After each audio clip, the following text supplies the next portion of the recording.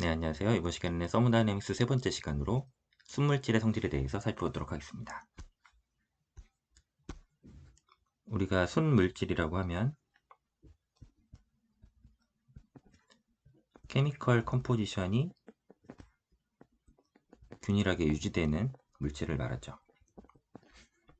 그래서 예를 들어서 물이나 질소, 헬륨, CO2 등과 같이 그 조성이 변하지 않고 유지되면 우리가 순물질이라고 부르고, 그 순물질에서 페이즈는 솔리드, 리퀴드, 가스의 세 가지 상태가 존재하게 됩니다.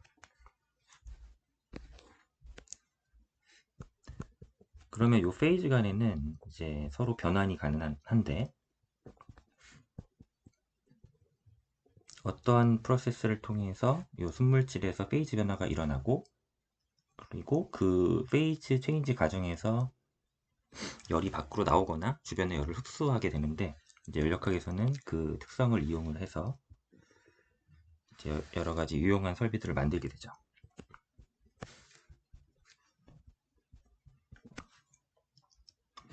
그래서 대표적으로 우리가 세로축을 온도로 놓고 가로축을 비체적으로 놨을 때 이렇게 세 가지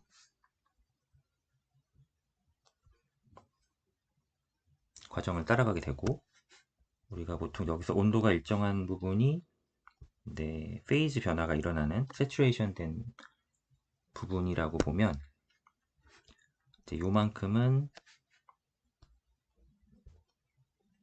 컴프레스드 리퀴드 영역이 되고요. 혹은 세츄레이티드 리퀴드라고 포화 액이라고 부르는 이 상태가 됩니다. 그리고 이 상태의 온도는 일정하고 리퀴드에서 가스로 바뀌는 세츄레이티드 믹스처 구간이 있고요. 여기서 좀 더 열을 가하면 이 부분은 이제 과열 상태가 돼서 슈퍼 히티드 베이퍼가 되죠. 그러면 이런 슈퍼 히티드 베이퍼나 컴프레스트 리퀴드나 여기서 우리가 다루는 열은 이제 눈에 보이는 온도 변화를 수반하는 열이기 때문에 현열, 센서블 히트라고 부르게 되고,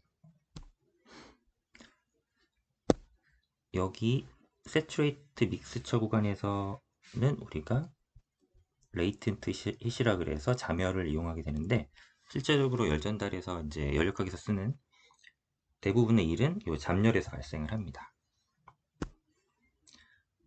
그러면 이때 조금 특이한 점이 있는데, 이 상변화를 하는 이 구간에서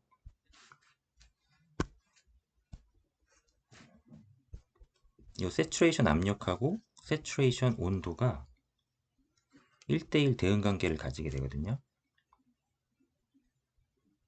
이런 걸로 인해서 우리가 산에 올라가서 밥을 지으면 밥이 설익죠. 이 기압에 따라서 끓는 점이 바뀌니까요. 그래서 원래는 우리가 연력학에서는 프로퍼티 두 개만 알면은 나머지 프로퍼티를 다 구할 수 있다고 했는데, 여기서 이제 문제가 생기죠.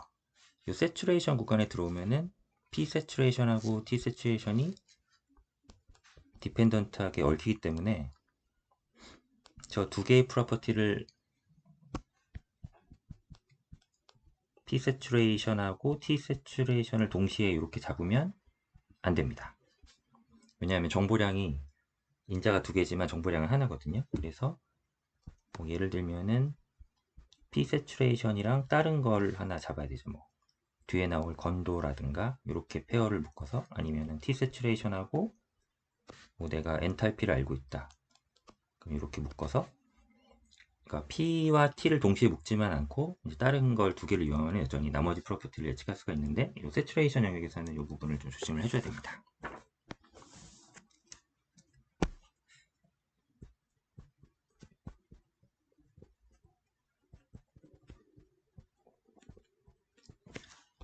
그러면 우리가 연력학에서는 프로퍼티들이 다 테이블로 이미 정리가 되어 있다고 했죠. 그리고 우리가 할 일은 테이블에 정리된 프로퍼티들을 상황에 맞게 적절하게 꺼내서 쓰면 되는데, 이제 모든 불행은 그 원칙에 맞지 않게 막 썼을 때는 당연히 틀린 결과가 나오게 되니까 그 부분에 이제 주의가 필요한 겁니다.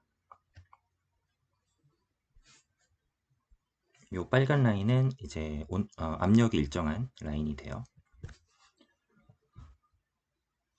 그러면 순서적으로 여기를 1번 세츄레이션 1번, 2번 슈퍼히티드 영역, 3번 컴프레스드 영역 이렇게 차례로 살펴보면, 먼저 이 세츄레이션 영역에서는 여기는 풀 리퀴드가 되고 여기는 풀 베이퍼가 되죠.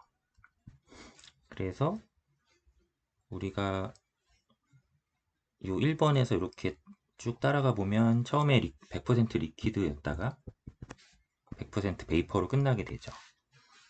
그래서 여기를 액체의 빛의 적, 여기를 베이퍼의 빛의 적 이렇게 놓으면, 우리가 요 지점에 있을 때의 빛의 적이 얼마냐에 따라서 이제 규정할 수 있는 양이 건도라는 이제 개념이 나오는데, 얘가 0부터 1까지 바뀝니다.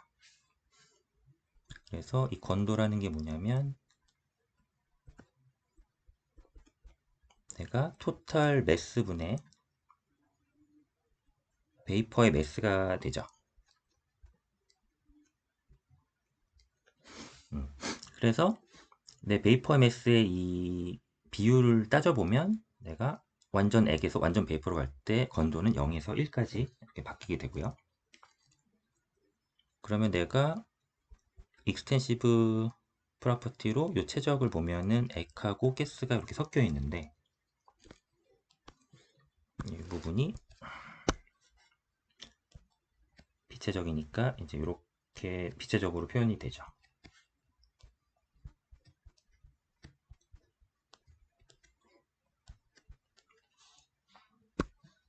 그러면 이 액체의 매스는 토탈 매스에서 가스의 매스를 빼게 되니까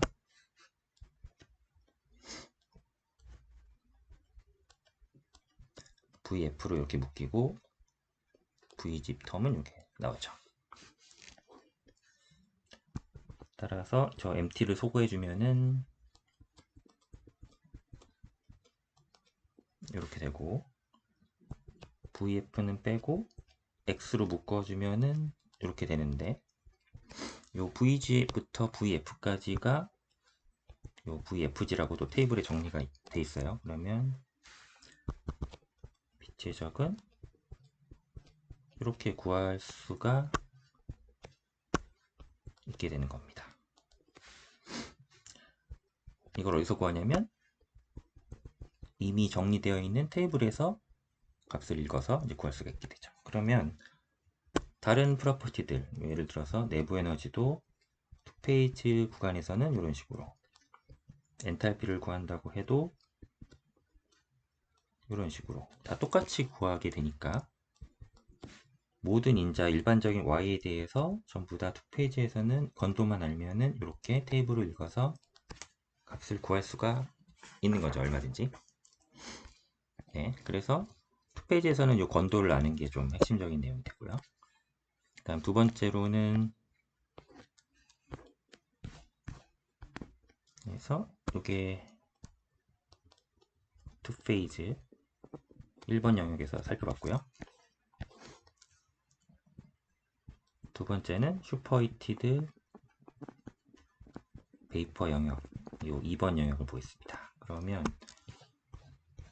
저기 슈퍼히티드 베이퍼 영역에서는 이 부분이 가장 쉬운데, 프로퍼티를 알고 싶으면 프로퍼티 두 개만 알면 되는 거죠. 그래서 요거를 테이블에서 읽어오면 끝입니다. 가장 쉽죠. 그 다음에 세 번째,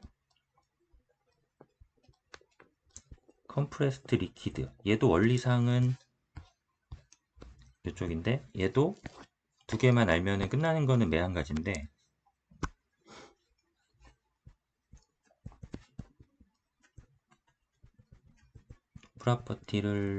프로퍼티 두 개에서 얻는다. 뭐 이렇게 해도 되고, 근데 이게 테이블이 좀 친절하지가 않아서 좀 가정을 많이 하는데, 왜냐하면 액체이니까 인컴프레서블 하기 때문에, 그럼 밀도가 일정하다는 얘기는 빛의 적이 일정해서 변하지가 않으니 사실은 저 빛의 적이 변하는 계산을 할 필요가 없는 거죠. 그러니까 왜냐하면은 내가 여기에 지금 액상에 딱 포와 액의 요 프로퍼티나 여기서 이렇게 좀 이탈된 프로퍼티가 비슷하기 때문에 그냥 비슷하다고 가정을 해서 풀어도 값에 그렇게 큰 차이가 없습니다. 그래서 저 포와 액 상태의 그 온도에서의 플루이드 값을 읽으면 되죠.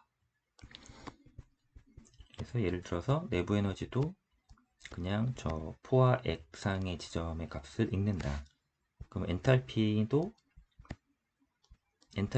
포와 액상의 값을 그대로 읽는 거에서 하나 둘 셋 볼게, 여기에 델타 PV를 고려를 해줘야 되는데 인컴프레서블이기 때문에 빛의 적은 고정이 되고 압력만 저 변화된 값 세츄레이션에서 벗어난 저 압력 편차만 고려해서 엔탈피를 고려해주면 나머지 원리는 똑같죠. 그래서 컴프레스드 리퀴드는 인컴프레서블 하기 때문에 대부분은 요 점에서 근사값을 그대로 쓴다. 이렇게 이해하시면 되겠습니다.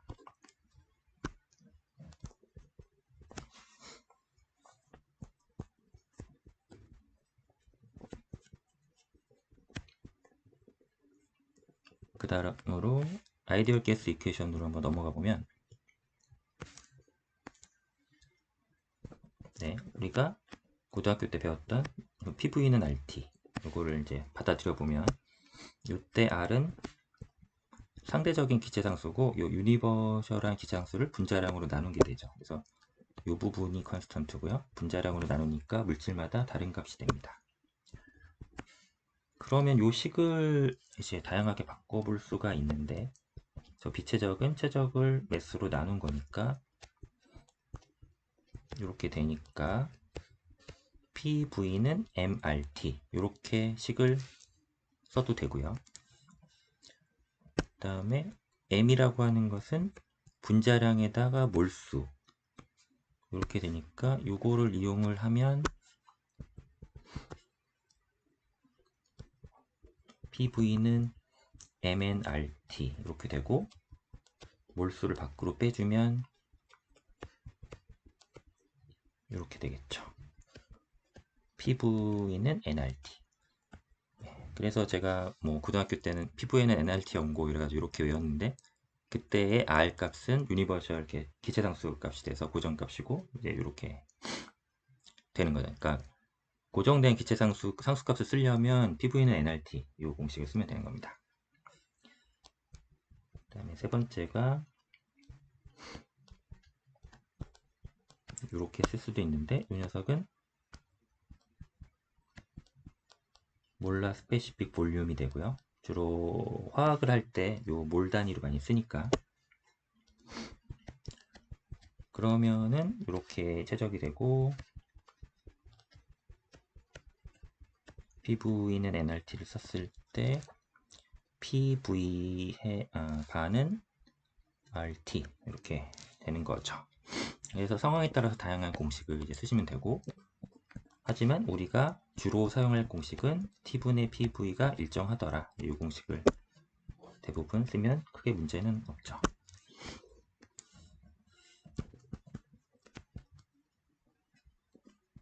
그러면 우리가